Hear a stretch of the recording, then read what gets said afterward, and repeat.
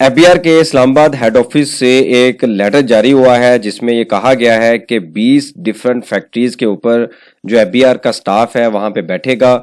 जो भी चीज इन हो रही है, जो भी चीज बनाई जा रही है, प्रोड्यूस की जा रही है और जो भी चीज सेल की जा रही है, उन सब चीजों को मॉनिटर किया जाएगा। उसके बाद उस डाटे को मैच किया जाएगा जो सेल टैक्स रिटर्न के अंदर उन्होंने डाटा ये रिपोर्ट किया है। मतलब जो चीजें बन रही हैं क्या उसके मुताबिक सेल टैक्स रिटर्न में चीजें रिपोर्ट हो रही हैं, उन सब चीजों को चेक करने के लिए, मॉनिटर करने के लिए एफबीआर ने अपने स्टाफ को ऑथराइज किया है कि वो जाएं और फैक्ट्री में जाके बैठें। 40B जो सेल टैक्स का सेक्शन है वो क्या कहता है, उसके मुताबिक एफबीआर के पास क्या पावर है, आज के इस लेक्चर में इस कॉन्सेप्ट को डिस्कस करते हैं। आप देखें प्रैक्टिकल अर्निंग है, उसमें फहीम महबूब। वापस आते हैं टॉपिक के ऊपर। तो ये एक डॉक्यूमेंट मैंने आपके सामने शो किया है जो कि 9 अप्रैल को जारी किया गया है इस्लामाबाद ऑफिस से, और इसमें कहा गया है कि जो बेवरेज सेक्टर है, यानी कि जो बेवरेज सेक्टर है, एफएमसीजी सेक्टर है, उसमें जो है वो अगर आप यहाँ पे देखें तो 20 डिफरेंट बिजनेस हैं, डिफरेंट बड़ी बड़ी कंपनीज हैं। यहाँ पे आरटीओ मेंशन है कि बहावरपुर है, एबटाबाद है, कराची है, लाहौर है, और इसी तरीके से जो फैक्ट्री का नाम भी मेंशन है और जो नाम उन्होंने प्लेस किए हैं, यानी कि जो उनका स्टाफ है वहां पे जाके जो ड्यूटी परफॉर्म करेगा उनका भी नाम अवेलेबल है। तो प्रॉपर एक लेटर जारी किया गया है। ये इसमें पावर को यूज किया गया 40B को। 40B एक सेल टैक्स का सेक्शन है, उसके मुताबिक जो पावर दी जाती है ऑफिसर को कि यहाँ पे अगर आप स्टडी करें तो इसका नाम है posting of officer subject to certain condition and restriction as deem fit. मतलब जहां पे उनको लगे कि यहाँ पे हम कुछ मॉनिटरिंग कर सकते हैं, हमें लगता है यहाँ पे टैक्स सही तरीके से रिपोर्ट नहीं हो रहा, टैक्स सही तरीके से जमा नहीं हो रहा, तो एफबीआर जो है अपना ऑफिसर जो है वहां पे उन फैक्ट्री के प्रीमिसेस में रिपोर्ट कर सकते हैं।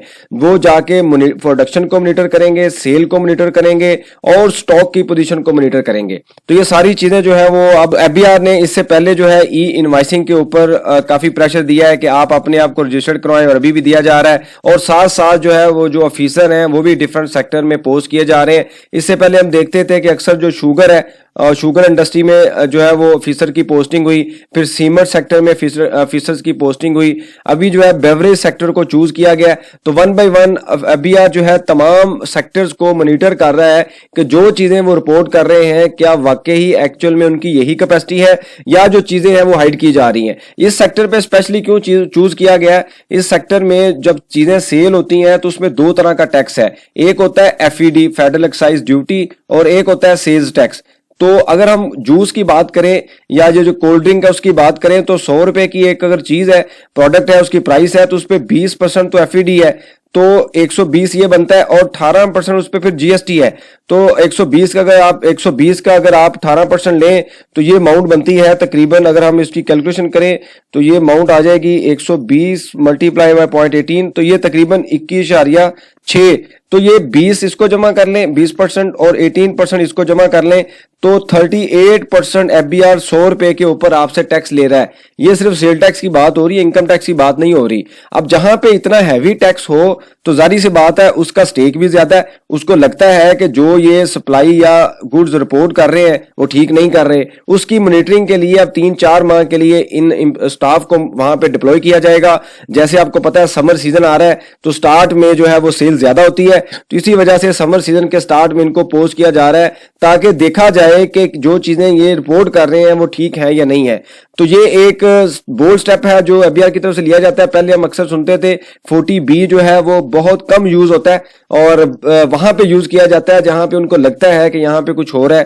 तो अब 1 बाय 1 जो है वो तमाम बिजनेस को, सेक्टर को चेक किया जा रहा है, उनकी कैपेसिटी को मेजर किया जा रहा है, और लेट्स सी कि आगे कौन सा सेक्टर जो है वो चूज किया जाता है। तो ये बेसिकली अपडेट थी जो कि इंफॉर्मेशन सर्कुलेट हुई, और ये लेटर जो है उसके मुताबिक 20 डिफरेंट तरह के बिजनेस हैं, और यहाँ पे वैसे मैंने हाइड कर दी है लेकिन मुझे पता है कौन से बिजनेस है। और यहाँ पे जो उनका स्टाफ है वो 15 दिन के अंदर रिपोर्ट करेगा।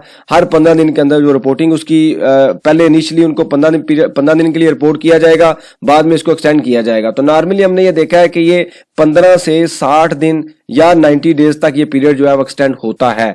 आपके पास कोई भी इससे रेलिवेंट कोई सजेशन हो, क्वेश्चन हो, मेंशन कीजिए, इसके ऊपर हम डिस्कशन करेंगे ताकि जो लर्निंग का प्रोसेस है कंटिन्यू रहे। बहुत शुक्रिया, जज़ाकल्लाह।